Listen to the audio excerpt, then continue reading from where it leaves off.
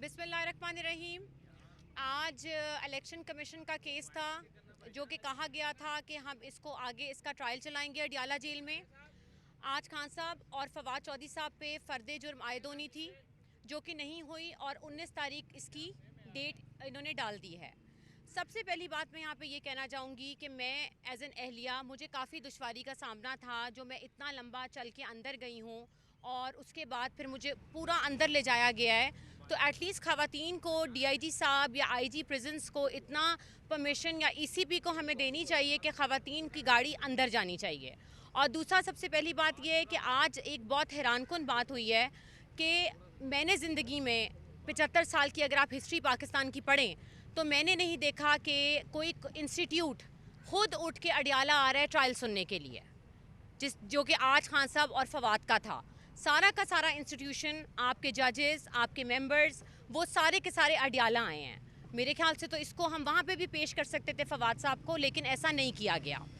और अब देखते हैं कि 19 तारीख को फ़र्द जुर्म आयद करते हैं या नेक्स्ट पेशी डलती है, अभी इसका कोई पता नहीं है।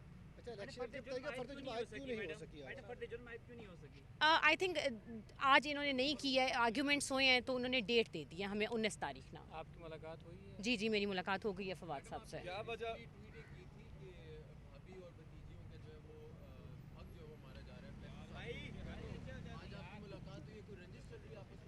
नहीं, वो उनका रवैया ही ठीक नहीं है। अभी भी वो जब निकले हैं तो उसके बाद ही वॉज सो थ्रेटनिंग कि मैं आपको क्या बताऊं। लेकिन I will take him to the court अगर ये बाज ना आए इस तरह की हरकतों से। कि देखें, हर किसी का अपना एक राइट होता है, लीगल राइट है।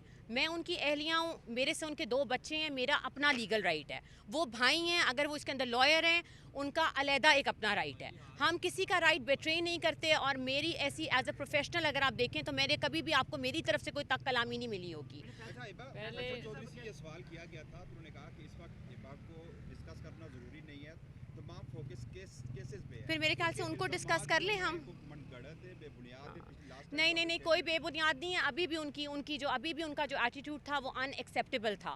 फवाद साहब भी वहाँ पे खड़े हुए थे और सब ने वहाँ पे इनका तमाशा देखा है। लेकिन एनीवेज हम इसके ऊपर बात नहीं करते। It doesn't matter, I will have my own council. Fawad साहब की पॉलिटिकल स्टैंडिंग अब क्या है? क्योंकि हमने देखा कि वो PTI से पीछे हटे, सियासत से अलहदगी का ऐलान किया, लेकिन आज फिर वो मुश्किलात में है। तो क्या अपनी पॉलिटिकल स्टैंडिंग इमरान खान के साथ खड़े हैं? देखें, इसके ऊपर तो मैं वही आपको बेहतर बता सकेंगे कि उनकी आगे क्या स्ट्रैटेजी है। लेकिन आज मैं ऑफिशियल अनाउंसमेंट कर रही हूँ कि फवाद साहब इलेक्शन लड़ेंगे जेलम से और मैं उनकी कैंपेन का आगाज़ करने लगी हूँ कल से। और मैं जाके वो जेल में होंगे और कैंपेन इनकी अहलिया करेंगी, हिबा फवाद, इंशाल्लाह जेलम से। और देखते हैं कि अब ये नाअहल करते हैं या आगे क्या होता है, वो तो अभी डिसाइड होगा। ये हम डिसाइड करेंगे अभी। जी हाँ जी, सब आई मीन इकट्ठे बैठे हुए थे सब लोग, लेकिन इन्होंने मुझे आगे नहीं बैठने दिया। जहाँ पे सारी बहनें बैठी हुई थी, जहाँ पे उनकी अहलिया खान साहब की बैठी हुई थी, जहाँ पे सारी ख़वातीन, तो मुझे इन्होंने पीछे बिठाया, मुझे आगे नहीं जाने दिया। लेकिन फिर मैंने भी बात कर ली, लेकिन ठीक थे अंदर। अल्हम्दुलिल्लाह, अल्लाह पे यकीन रखें और इंशाल्लाह कुछ ना कुछ बेहतर होगा। लेकिन मैंने आपको ये बात कही है कि अभी सिर्फ हमने कैंपेन का आगाज़ किया है मैंने, जो कि हम जेलम की आवाम को मैसेज देना चाहते हैं कि हम बिल्कुल मुकाबले में हैं जब तक हमारी नाअहली का फैसला नहीं आता। और फवाद साहब के टिकट के ऊपर कोई और फैमिली का मेंबर नहीं लड़ेगा, लेकिन कैंपेन उनकी मैं रन करूंगी। जी, ये डिसाइड हो गया। अगर किसी वजह से ना लड़ पाए वो, तो फिर आप लड़ेंगी? वो फिर रद्द अमल जी हम डिसाइड करेंगे कि क्या होता है। जी, जो फवाद साहब कहेंगे उसके ऊपर फिर हम चलेंगे। एक एक करके कर लें।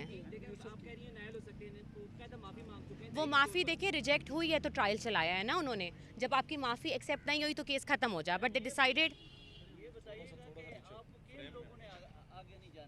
आगे नहीं जाने दिया। आई मीन सिक्योरिटी थी ना, जेल के ही लोग होंगे ना, सिक्योरिटी थी। मैं भी अभी शायद पहला ट्रायल था। देखिए, मैं किसी पे इल्ज़ाम नहीं लगाऊंगी।